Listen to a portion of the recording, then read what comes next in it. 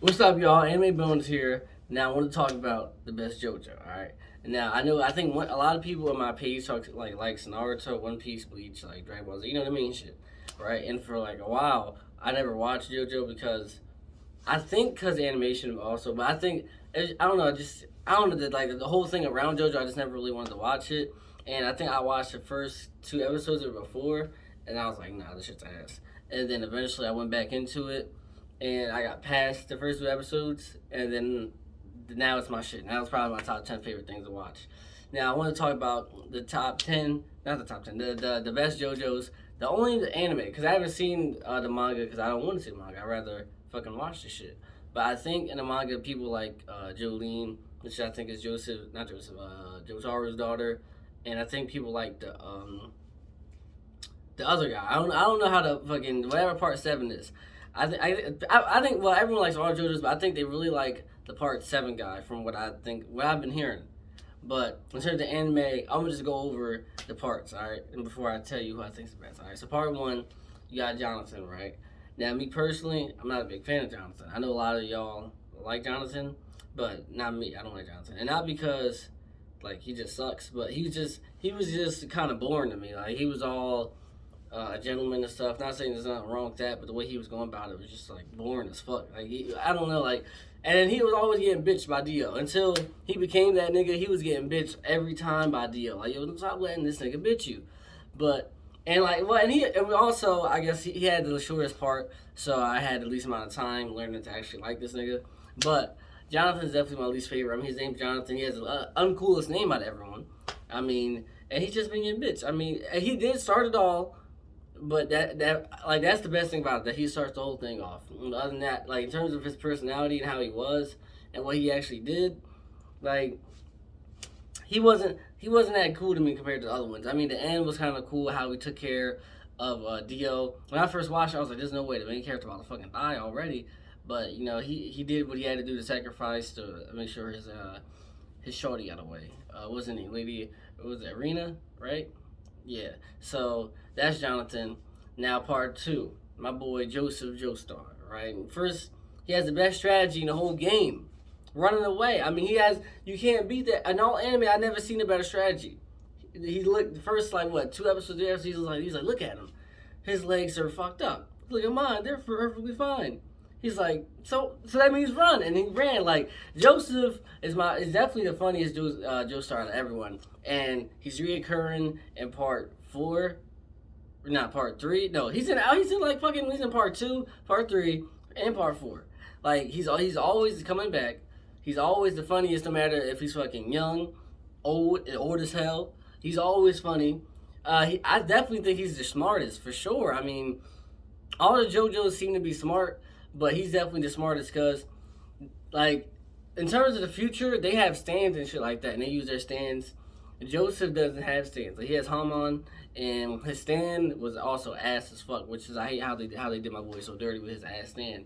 But he always had to outsmart people. Like, arguably, he had the hardest villain to fight in all of JoJo. Like, he had to literally fight an immortal being, like, and he won.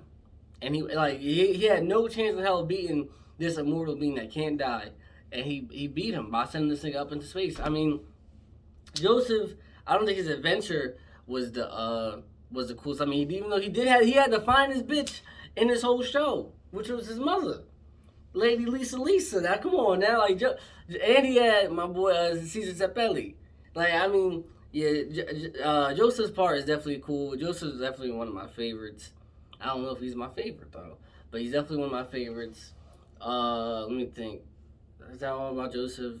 Yeah, I guess. And he had I was gonna say this. He had the only black guy as a friend, but nah, Jotaro, I guess, had Abdul. No. But that was Joseph Boy. So Joseph always bringing the black people into the show. Now, so yo, come on, man. But anyway, let's go to part three. Now, I guess Jotaro's part is probably the most fan favorited because you know the whole Stardust Crusaders and fighting Dio, and I would think that's what made fucking JoJo lit was part three's part. Jotaro is definitely the coolest, definitely the meanest. You know, I mean, his personality definitely dies down a bit in part four. He's not as much of an asshole, But he's definitely cool as hell. No doubt about that. I mean, he has a fucking hat that blends with his hair, which I never understood. But he's cool. He has a cool stand. His whole stand created all Oda meme shit. So like, Jotaro's a cool guy. I mean, his personality, his personality is kind of dull, but it's cool at the same time. It's not dull like Jonathan's is. Like, he's serious as fuck all the time, but he's still like cool. Like compared, unlike Jonathan, he's still cool even though he's a fucking asshole. He's fucking calling his mom a bitch. He gets bitches too. Don't he? Also gets bitches. Now we've seen Joseph had a problem getting bitches. Now he gets bitches, so that's another plus for him. You know what I mean? Like, and yeah, I get like Jotaro just seemed like he was always that nigga. Even though we didn't get to see him when he was younger, we seen when he got turned back into a kid. He still fucked up that guy because even as a kid, he got right. So Jotaro's cool. This is not much to say to him other than that he had probably the best fight. Now that for sure he had the best fight with the I don't know if I want to say the best main character, but definitely had the best fight. He's the coolest one. I'll say that he's the coolest one. Arguably, I guess the strongest one. Like I said, arguably, and the best fight. Definitely the best adventure. I'll admit that. I'll give. I might have to take that back. Maybe that he's arguably, debatably, has the best adventure. All right, now part 4. Now, Josuke. Now, Josuke, I was never a fan of part 4. Part 4, compared to part 1, is probably my least bottom favorites. And that's only because the story for part 4 is kind of ass, mostly because there wasn't really a story. I mean, let's see, they had Kira. Now, Kira is up there with Dio. That's why when I said the best villain, I think it's comparable between Kira and Dio, because Dio, of course, is that boy. But now Kira showed from part, like, so as soon as you see this nigga, he wasn't scared to kill a motherfucker. Like, I forgot the fat guy with the nasty ass head that he just put up he just killed on some Frieza shit. Like, he just made this nigga explode, which was cool, because, you know what I mean, usually, y'all, like, niggas who are, like, not main characters, but are part of the main group don't really die. This nigga said, yeah, I will kill you niggas. Like, if y'all don't get y'all shit together, I will kill all y'all. So, I definitely give Josuke, he fought the best villain, or arguably the best villain, it's up to you guys. But, Adventure was probably not the best. I wouldn't even say, I think it was the most, yeah, that's my dog right there, don't worry about him. But I definitely would say that his Adventure probably up there. Nah, I can't even say it's the funniest. I think it's the more playfulest one. He has a more playfulest adventure.